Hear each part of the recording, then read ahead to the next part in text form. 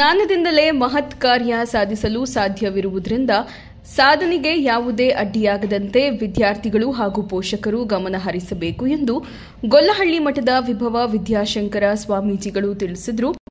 ಭಾನುವಾರ ಪಟ್ಟಣದ ಹೊರವಲಯದ ಹೇರೂರಿನ ಸಿದ್ದರಾಮೇಶ್ವರ ಸಮುದಾಯ ಭವನದಲ್ಲಿ ಏರ್ಪಡಿಸಿದ್ದ ತಾಲೂಕು ವೀರಶೈವ ಲಿಂಗಾಯತ ನೌಕರರ ಸಮಾವೇಶ, ಪ್ರತಿಭಾ ಪುರಸ್ಕಾರ ಹಾಗೂ ನಿವೃತ್ತ ನೌಕರರಿಗೆ ಸನ್ಮಾನ ಸಮಾರಂಭ ಕಾರ್ಯಕ್ರಮದಲ್ಲಿ ಮಾತನಾಡಿದ ಅವರು, ನಿರಂತರ ಪರಿಶ್ರಮದಿಂದ ಗುರಿಯನ್ನ ತಲುಪಲು ಸಾಧ್ಯವಿರುವುದರಿಂದ ಅನಗತ್ಯ ವಿಷಯಗಳ ಬಗ್ಗೆ ಗಮನ ಹರಿಸದೆ ಮಕ್ಕಳು ಓದಿನ ಕಡೆ ಹೆಚ್ಚಿನ ಆಸಕ್ತಿ ವಹಿಸಿದ್ದಲ್ಲಿ ಉತ್ತಮ ಬದುಕು ಕಟ್ಟಿಕೊಳ್ಳಲು ಸಾಧ್ಯವಾಗುವುದು ಎಂದರು.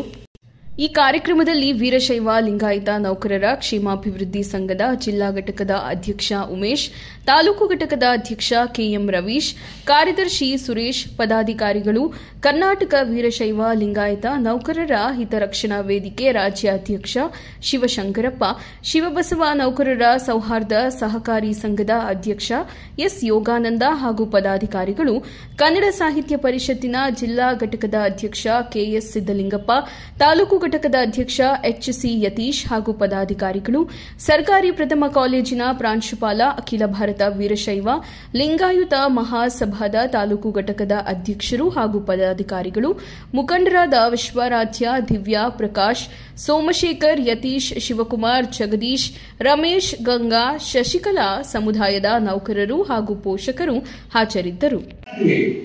ಅಲ್ಲಿ ಜಾತಿ ಭೇದಗಳ ಇರೋದಿಲ್ಲ, ಎಲ್ಲ ಅಣ್ಣ ತಮ್ಮ ತಾಯಿ ತಂದೆಗಳಾಗ್ತೀವಿ, ಅಕ್ಕ ತಂಗಿಗಳಾಗ್ತೀವಿ. ಇದು ದೇಶದ ಪರಮಾತ್ಮನ ಮಕ್ಕಳಾಗ್ತವೆ ಅಂತ ಹೇಳುವಂತ ಬಸವನ ಮಾತಿದೆ. ಇದು ನಾವು ಅನುಸರಿಸಬೇಕಿದೆ. ಸುವಿಚಾರಗಳು ಹೋಗದ ಬಗೆಗಳಲ್ಲಿಯೇ ಕುವಿಚಾರಗಳ ಕಲ್ಮಶವೇಶ್ವ ಸ್ವತಂತ್ರ ಧೀರ ಸಿದ್ದೇಶ್ವರ, ನಿನ್ನನ್ನು ಬದಿಗೊತ್ತಿದ ಬದುಕಿನಲ್ಲಿಯೇ ಕಾಮ ಕಾಲ ಕರ್ಮ ವಿಧಿ ವಿಲಾಸ ಒಂದು ಏನು ಸಂತೋಷ ಅವರ ಮುಖದಲ್ಲಿ, ಆ ಸಂತೋಷಕ್ಕೆ ನೀವು ಯಾವತ್ತೂ ದ್ರೋಹ ಮಾಡಬಾರ್ದು, ಅವ್ರಿಗೆ ಧಕ್ಕೆ ತರಬಾರ್ದು. ಮುಖದಲ್ಲಿ ಅವ್ರನ್ನ ಚೆನ್ನಾಗಿರೋವರೆಗೂ ತಂದೆ ತಾಯಿನ ದೇವರ ಸ್ವರೂಪದಲ್ಲಿ ಕಂಡು ತಂದೆ ತಾಯಿನ ಮುಖದಲ್ಲಿ ಚೆನ್ನಾಗಿ ನೋಡ್ಕೊಂಡ್ರೆ ಅದೇ ಅವ್ರಿಗೆ ಆನಂದ. ಮತ್ತೆ ಸಮಾಜದಲ್ಲಿ ಒಳ್ಳೆ ಹೆಸರು ತಗೋದು, ಆರು ಒಳ್ಳೇದು ಮಾಡಿ ಆಗದ್ರೆ ಕೆಟ್ಟದ್ದು ಮಾಡೋದು ಬೇಡ. ಯಾಕೆಂದ್ರೆ ನಮ್ಮ ಸಮಾಜ ಬರ್ತಾ ವಿಕಲಿತ ಸಮಾಜ ಆಗ್ತಾ ಇದೆ.